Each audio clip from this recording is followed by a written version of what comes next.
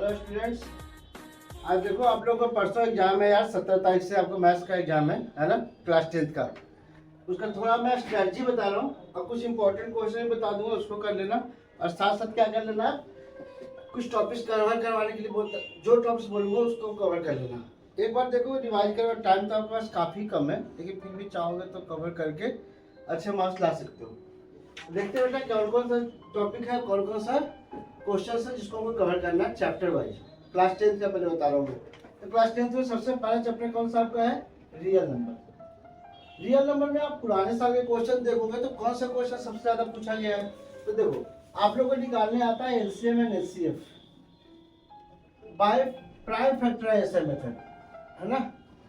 Prime factorisation method से LCM HCF निकालना जान जाओ, अगर वो आता है तो वेरी गुड। पहला टॉपिक आपका ये है। दूसरा टॉपिक में से आपसे क्या आता है कि √3, √5, √7 ऐसे करके कोई भी पूछेगा क्या है, इज एन इरेशनल नंबर, इसको आपको प्रूफ करना है।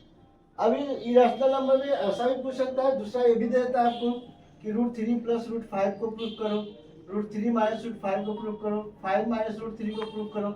ये सारे क्या है, इरेशनल नंबर है। 5√3 है, उसको बोल दिया कि इसको प्रूफ करो, क्या है, इरेशनल नंबर है। ये सारे नंबर कौन है, इरेशनल नंबर। तो रैशनल इरेशनल में आपको फर्क पता है। जो नंबर रैशनल होता है तो रैशनल नंबर p/q के फॉर्म में होगा, q ≠ 0। और जो रैशनल नहीं होगा ऑब्वियसली क्या होगा, इरेशनल होगा।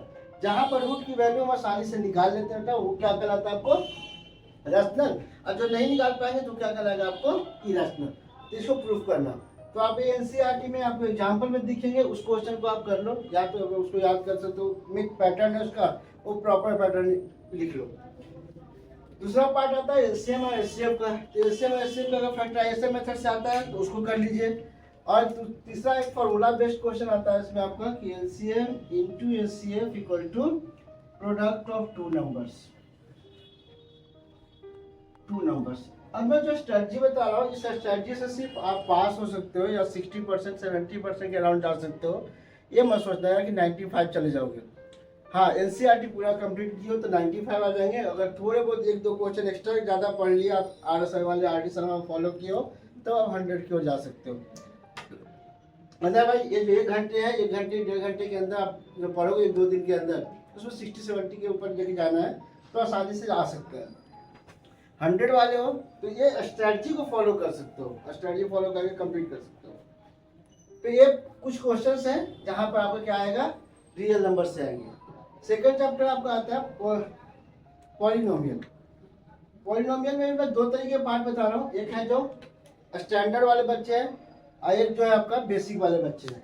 तो बेसिक वाले बच्चे हैं जो चुपचाप एनसीईआरटी के 2 क्वेश्चन है, उस क्वेश्चन कर लो। कौन सा है कि यार एक इक्वेशन को फॉर्म करना, फॉर्म ऑफ पॉलिनोमियल, जो किस फॉर्मूले पर काम करता है, x² - α + β × x plus alpha beta पर काम करता है। और दूसरा क्या है आपका कि पॉलिनोमियल आपको दिया जाएगा, जैसे 7x² - 5x + 6, ये आपको दिया हुआ है। और इसमें से आपको क्या निकालना है, इसका अल्फा और बीटा निकालना है। तो अल्फा बीटा, एक तो अल्फा और बीटा निकालना है और साथ साथ फिर आपको क्या करना है कि इसको दोनों को वेरीफाई करना है कि दोनों करेक्ट है। तो अल्फा प्लस बीटा क्या होता है, -b/a, और अल्फा बीटा क्या होता है, c/a। अब इसी फॉर्मूले को यूज करना है। इसको क्या करना है, इसको इक्वेट कर देना है। किससे इक्वेट करना है, ax² + bx + c से। अगर इक्वेट करोगे बेटा तो x² वाला पार्ट आपको ये दे देगा 7, b दे देगा आपको -5 और c दे देगा आपको 6।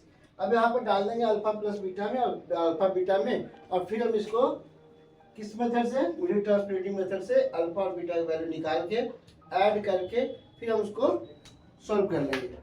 बताने की जरूरत है तो बता देता हूँ क्योंकि वो आएगा आपका।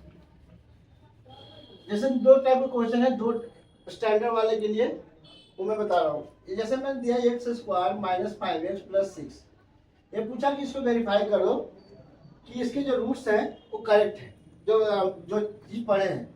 तो हम क्या पढ़े, अल्फा प्लस बीटा = -b/a और अल्फा बीटा = c/a।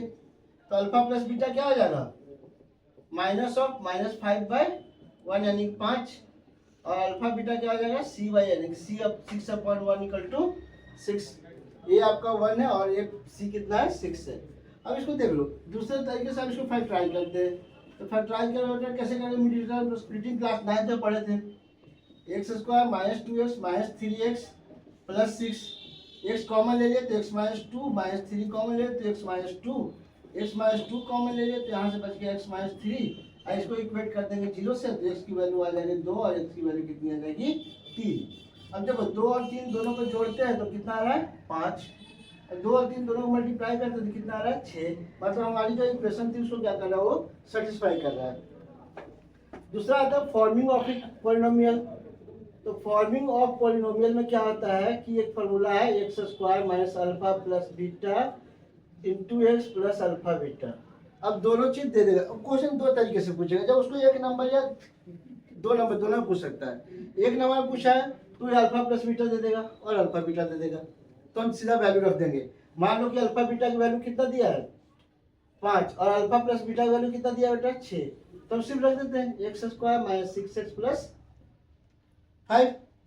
देखिए अगर यही दे दिया कि अल्फा की वैल्यू 3 और बीटा की वैल्यू 2, तो हम क्या करेंगे, तो क्या करेंगे एक्स स्क्वायर माइनस 3 प्लस 2 और प्लस एक्स इंटू 3 इंटू 2 यानी कि x square minus 5x plus 6।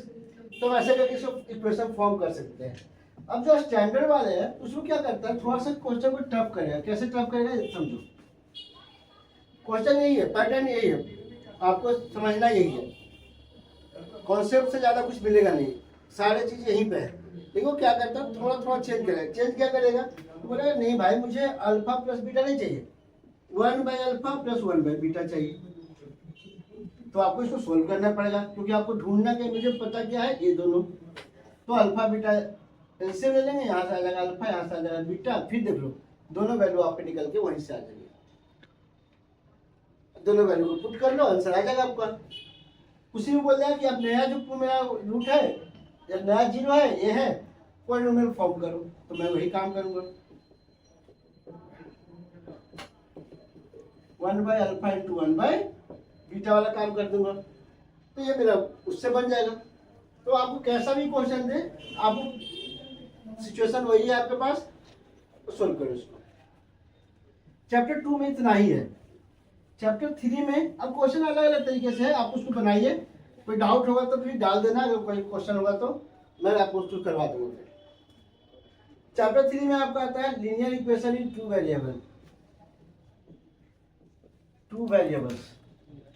देख बेटा इसमें 3 तरह के मेथड आपका है। एक है ग्राफिकल मेथड, क्या है ग्राफिकल मेथड, जिसमें आपको ग्राफ का यूज किया जाएगा। दूसरा आपका है एलिमिनेशन मेथड, इसमें एलिमिनेशन का एलिमिनेट किया जाएगा। और तीसरा आपका है सब्स्टिट्यूशन मेथड। ये तीनों मेथड से एक क्वेश्चन सॉल्व करना जान जाना, क्योंकि वो ये दोनों में तो नहीं कैरेक्टराइज करेगा किस मेथड से बनाना है, लेकिन उसमें कर देगा, ग्राफिकल मेथड से कर देगा। जब उसको 4 नंबर क्वेश्चन तैयार करना होगा तो ग्राफिकल मेथड से कर देगा।